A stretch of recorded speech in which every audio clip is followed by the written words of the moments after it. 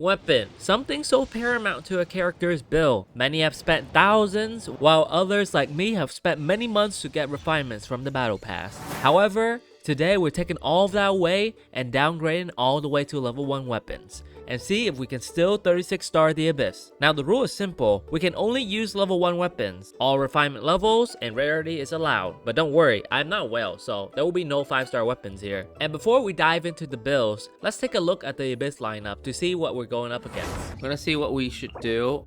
Okay, so right off the bat, it seems like we need to use Cryo in the first half and Pyro in the second. The obvious candidate is Skirk and Malvika, but let's see what the other chambers have in store. Okay, now since the second and third chamber have freezable enemies, we're gonna lock in Skirk, Farina, Rosaria, and Nascofi here, because I don't have Shenhe, so that's the best I got for Skirk. As for the second half, I think I'm probably gonna use Malvika, because she's really good for both the Spirit Speaker and the Mountain King. But I probably will use Diona instead of Yansan, because her attack buff will be a lot less with level 1 weapon, and Diona C6 can still give the 200 EM, plus she can battery sit Lally a lot better. Alright, now that we have chosen our team, it's time to gear them. Even though I don't have a shooter, I still chose Estru for Skirk, because if need be, I would just adjust the team around to make the passive work. So it's like a fail-safe choice. So let's check her stats right now. Oh, horrible crit ratio. I am on signature, but I think for this challenge, I actually need to be on MH. Now the logic behind this is that MH will give me a much better crit ratio, and also my MH stat is really good, and I was only using gallery because my crit rate is overcapped with signature, but that's not the issue anymore. And looking at our crit ratio, the crit rate is already overcapped considering cryo resonance, and I'm also using Rosaria. Since we're overcapped, I'm gonna use a different circlet. Now this might look very cold, but hear me out. We get 36% from MH, 15% from Cryo Resonance, and about 12% from Rosaria, so it makes it already perfect because our crit rate is like just above 100%. Now on to Farina. Oh, unfortunately we can't use it. Or maybe we have a level 1 Fab? I do not. Okay, so we're gonna use this because there's no better option. Rosaria, unfortunately. Oh, we do have a level 1 deathmatch. Maybe I'll use that. I haven't anything better. I have a level 1 Fav. So let's use the Fav actually. And give us Gauffier, which I am on signature. Unfortunately, we're gonna have to switch to deathmatch.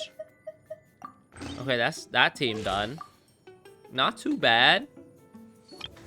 Now, because Farina's not on Fav, I don't know if we need more ER. I probably do need more ER. Okay, the only ER one I have is on Bennett, and I don't have another one.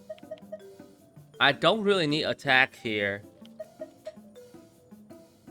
Let's level up one just for this. Okay, max roll. Okay! Wow! Min roll though. Of course, man. Oh my goodness. That's not that bad. Okay, that's a pretty good piece. That's a pretty good piece. I think I ended up with even more. Great. Alright, that's done for team number 1. Team number 2 is gonna be a Malvika team.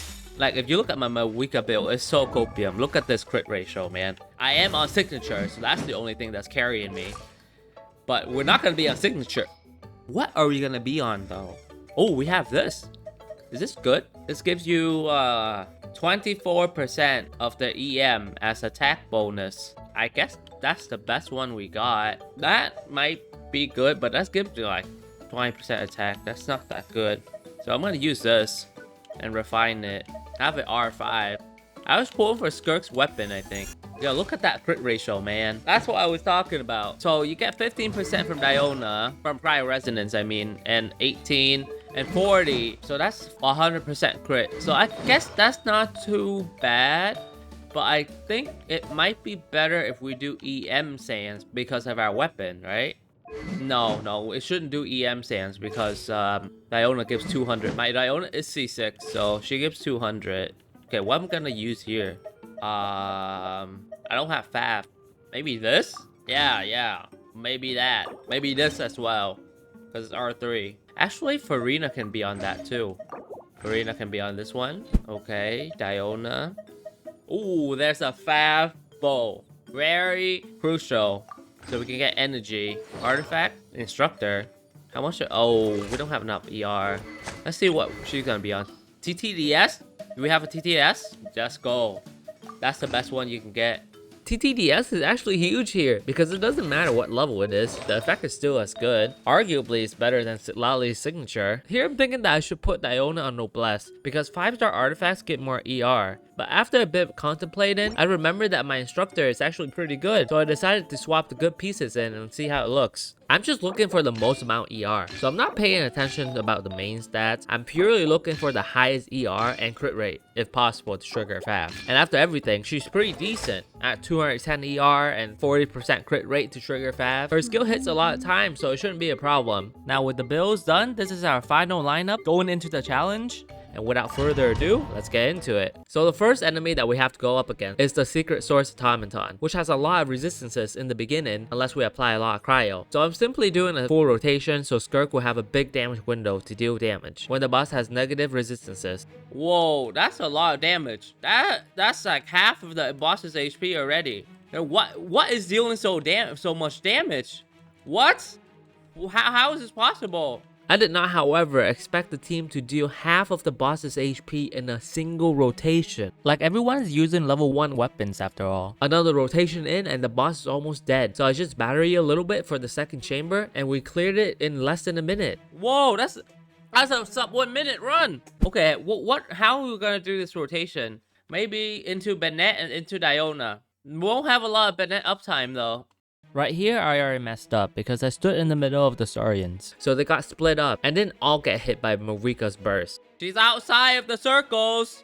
It's outside of the circles, man. We still managed to get through it in a single cycle. So it's just the cryo boss left that almost immediately spawns her clone. So I held off on my rotation because Bennett alone here is enough to take down all of it. As he is C6, so the extra pyro application is enough to take down all of the clones. But I completely forgot about the mechanic where Citlali can charge attack and freeze all of it. So I was just brute forcing it with Bennett. So after all of that, we cook up another rotation. Even after executing all the combos really well, we still only managed about 40% of the boss's HP. So 2 more rotations is needed, which should be completely okay since we got a minute left and all was going well as I did my next rotation. And now the boss is around 20% HP. However, as I'm trying to do my last rotation, oh my god, no way. No way it teleports. Oh my goodness. We are so close. No way, man. We are so close.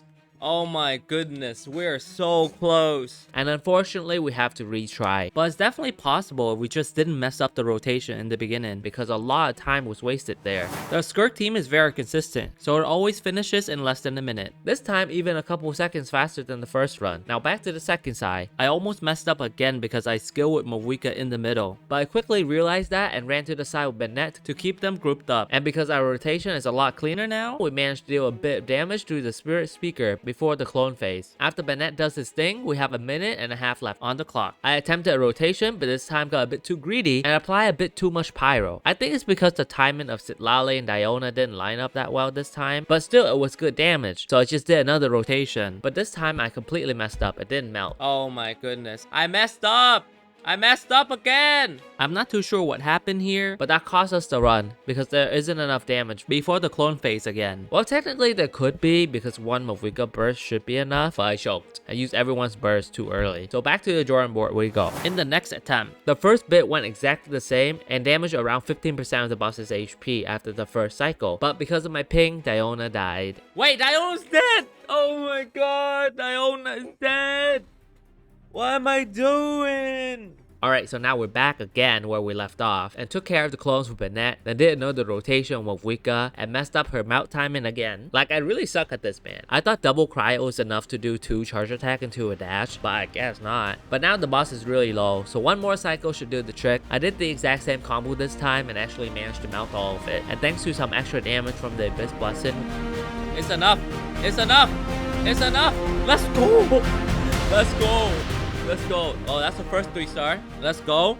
we made it through with close to 1 minute to spare. So the second chamber looks super simple with 3 freezable enemies, so needless to say, Skirk made quick work of them without dropping a single sweat. And maybe because the first half is a lot easier than the second half, that Skirk is doing so much better than Movuika. Now the second half starts off simple enough with this eremite that wants to sacrifice us to the Lord of Sand or something. Unfortunately, we missed the crocodile pet, so it took us more than a rotation to kill him, which is a big problem because next up is the way off. And this thing immediately drains our energy, And we don't even have close to the damage needed to take down his shield in time. so it's wasting so much time. Worst of all, it is so tanky. That a full rotation isn't enough to take it out, albeit Diona's burst wasn't up. But this was to be expected because it sucked up all the energy. So it wasn't even a choice that we can make. Anyways, with about only 30 seconds to go, there's still 2 of these pyro things left. So we got 1 shot to do this. Because we only got time for 1 rotation left. But as you can see, they're quite tanky. Bro, this thing is so tanky.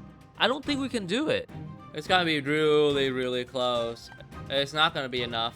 So we didn't manage to kill it. So we attempted another one. This time the crocodile flew to the other side of the horizon or something because I can't even see where it is. So needless to say, once again we couldn't take out the Y-off shield because we have to use everyone's burst for Movuika to have enough damage. Now the third attempt went a lot smoother because the croc very nicely stood next to the eremite this time. So we got both of them down in a rotation. As a result, we managed to get Diona's burst and Banette's in. But still it wasn't enough. And the rotation afterwards was so messy that we got nowhere close to killing it. The next attempt, we kill off the eremite very cleanly. And this time managed to use Lali's burst and Banette and got so close to getting down the shield. If only I used it Lali later, so the last hit would melt and it would probably be enough. The following rotation was so bad that I got his shield back up again. So unfortunately, we gotta go again. The next couple of attempts were very similar. I easily clean up everything with Skirk on the first side, and on the second side, I kept failing to get the way off shield down because I can't get all the bursts down in time. But finally, we managed this run where we immediately one-shot the croc with Movuika's burst and killed the eremite in 1 rotation. This time we managed to get Banette's burst down and that's it Lali's. But I messed up the combo, so once again, we did not take down the shields in time. However, since there's a lot of time left, I decided to keep going and try to brute force the way off. I even tried to be sweaty and use the book method to save a bit of time because every single second counts here. And the way up can put up his shield again at any time now. There's still about 20% of his health left after a full rotation, so 1 single Movuika burst should do the trick. And this time with Diona's burst because we finally have enough energy with the book method. Now I could have been more patient and waited for cryo to be applied to these pyro meatballs, but nonetheless, we still managed to get like 20% of their health before the next full rotation, which was exactly what we were missing in the first run. So I carefully ran to the side with Banette to make sure they don't separate